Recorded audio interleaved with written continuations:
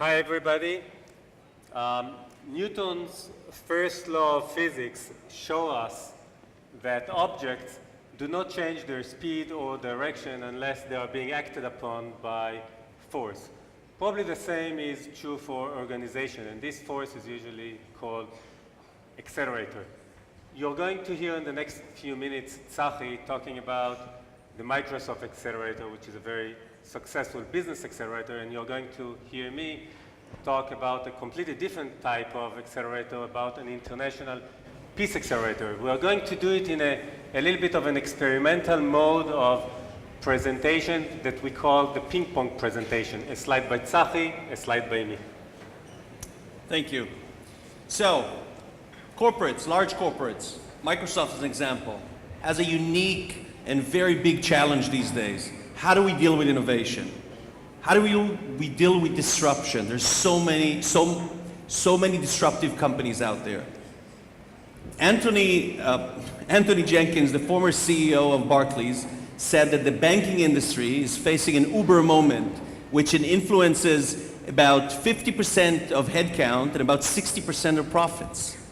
So how do you connect large corporations with startups? How do you make that connection really work well? So 7 years ago, when I rejoined Microsoft, I was facing this dilemma. I looked at Microsoft and startups and they didn't work well together. We forgot about how to speak. We forgot the language of speaking with startups.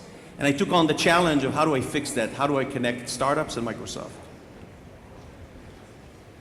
In the past few years, I have been doing a PhD on the subject of negotiations in the Israeli-Palestinian conflict. And in this research, I have been talking with the heads of the Israeli intelligence community, like the heads of the Mossad, the heads of the National Security Council, etc., and with Palestinians. And I really was seeking to find what can be done differently. You know, how can we solve this conflict? And I've collected 4 insights out of all the insights that provided me for this presentation to share with you. And out of these 4 insights, the International Peace Accelerator was founded. So, I started the journey of finding the solution to connect the corporate and startups.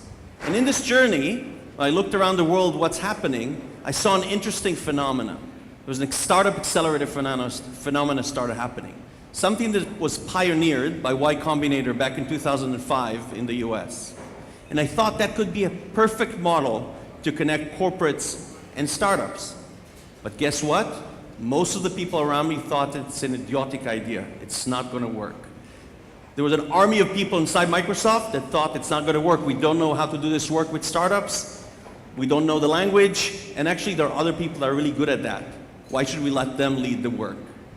Friends here in the industry, maybe someone here in the room as well, when I met with them and I told them my great idea, they said, Zach, you're wrong. One, so this was a VC friend, said not a single entrepreneur in his right mind would want to join a Microsoft Accelerator. And the second thing is, I'm not going to invest in them because they made a mistake. They're not a smart entrepreneur. So that's how we started, but as a good entrepreneur, I didn't really listen that well. I had my own truths. In our leadership course in Kellogg that I did some 17 years ago, our professor told us if a leader of a large organization wants to create some significant change, it's not enough that he will talk about it. He has to do 3 things. First, to set up a goal that all the organizations will know. Second, to dedicate a budget specifically for that. And third, to have very good people that will work on it. Now, in Israel, basically, until now, peace has never been designated, has never been defined as a goal, not even the conflict resolution as an official goal. Second, there has never been a budget for peace. So while the security budget of Israel is some 70 billion shekels annually, what is the peace budget? And third, there has never been a dedicated entity that is working for the long term on peace. And I think that it's time to look at the processes, not only at the end result. So April 2012, we started our first pilot out of here in Israel. It wasn't an easy start, but we started. It was a very intimate 4-month relationship with great startups. We picked startups we thought have amazing track record or future more than track record, and we gave them everything we think they need in order to be successful. The best industry mentorship, go-to-market support, customer access. We've helped them even in things that you may not think of an accelerator usually helping with. CEOs and founders of startups have multiple issues they deal with. Co-founder challenges. Founder CEO questions, does he even need to take on the CEO role? Is he good as a CEO? Or maybe he should hire someone else to do that role. Investor challenges. How do you clean up your cap table? Should you accept the term sheet? Shouldn't you accept the term sheet? Lots of issues that founders go through, and we've tried to help them in all of these issues. That was what we wanted to achieve with the Accelerator, and that's what we've done since day one. You know, one of the insights that the people that I interviewed during the PhD research,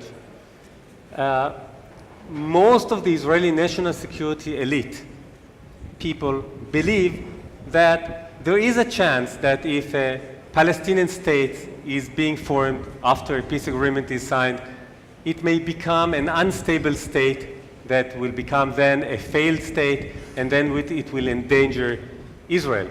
However, those people that I interviewed told me, you know, you can take 2 approaches about it. One approach is to say, because of that, in the next 40 years, there is no reason to try to negotiate and to reach a peace agreement, because if in the end of the peace agreement, a Palestinian state is being formed and is becoming a dangerous state to Israel, it's a problem.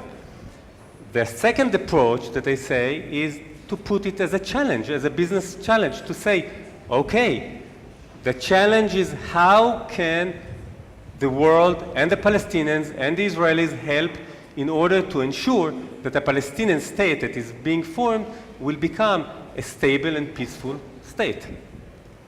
So, many of you may ask, did it work? We started this pilot again 5.5 years ago. So today we have 7 programs: Bangalore, Beijing, Shanghai, Tel Aviv, Berlin, London, and Seattle. We're going to open 2 more this year. We have 650 graduates. They raised a bit over $3 billion. 45 exits through M&A and 3 IPOs. So it actually worked pretty well. And we got awarded as the #1 accelerator program in China out of 4,500 programs. Fortune named us the #1 ecosystem builder in India, and we're the #1 program here in Israel. So moreover, all of this, we brought Microsoft back to front and center of startup ecosystems in some of the hottest startup ecosystems around the world. You know, in business, if you don't set a deadline, nothing happens. You know, at least this is from my experience. And the same is probably true for peace building. So we at the International Peace Accelerator, we have set the end of the year 2022 as a deadline in order to sign a peace agreement between the Arabs, the Israelis, and the Palestinians. Now, one of the insights that those group of people provided was that there isn't an honest broker in the conflict.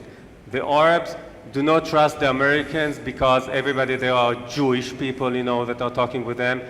The Israelis do not trust the United Nations because it has a majority of Muslim countries. And the Arabs do not trust the United Nations because the Americans usually exercise their veto rights for Israel. So there hasn't been an honest broker, like an unbiased mediator that every couple who is getting divorced should have in this process. This is what we're talking about. So as of lately, I was asked, based on the success of the Accelerator, I was asked to lead all of Microsoft's startup work around the world. And today, Microsoft is one of the few companies out there that has a really end-to-end solution to startups. From 100,000 startups, it gets our breadth BizPark offer to 200 accelerators around the world we work with, to our 7 own accelerators, to the work with Microsoft Ventures. Microsoft Ventures only started a couple of years ago and only been perceived as one of the top world corporate venture funds with about 42 investments in that period of time. I think that the Kellogg Network is a great opportunity to help reach peace in the Middle East. It's such a unique network of qualified people that sits in the palace of King Hussein in Jordan, diplomats in Egypt, very senior people in the West Bank and in Israel and around the world, and not only the alumni, also the faculty. So, you know, I don't hate the people that I studied with. I like them. I trust them. We speak the same language. And I think that if we will not be able to bring peace, so who can? So, as we've discussed here on stage, there are many challenges all of us facing. As individuals, as corporates, as startups, as nations. And we believe that if we put our heads together, we can solve many of these issues much faster than any time in history. So just go and do it, go accelerate. Thank you.